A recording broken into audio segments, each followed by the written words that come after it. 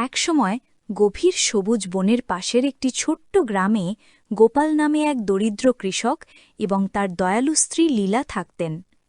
তাদের কোনো সন্তান ছিল না এবং তারা একটি ছোট্ট কুঁড়েঘরে সাধারণ জীবনযাপন করত।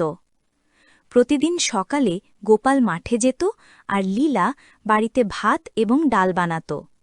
গ্রীষ্মের এক প্রচণ্ড দুপুরে গোপাল একটি বটগাছের নিচে একটি ছোট আহত পাখি পড়ে থাকতে দেখে। সে আলতো করে এটি তুলে বাড়িতে যত্ন করত। লীলা পাখিটিকে শস্য এবং জল খাওয়াত যতক্ষণ না পাখিটি সুস্থ হয়ে ওঠে। কয়েকদিন পর পাখিটি মৃদুস্বরে বলল, দয়ালু গোপাল, তুমি আমার জীবন বাঁচিয়েছ। আমি কোনো সাধারণ পাখি নই, আমি বন পরীর দূত। একটি ইচ্ছা জিজ্ঞাসা করো। অবাক কিন্তু খুশি, গোপাল এমন একটি গাছের জন্য কামনা করেছিল যা সারা বছর ধরে ফল দেবে, যাতে সে এবং তার স্ত্রী কখনো ক্ষুধার্ত না থাকে।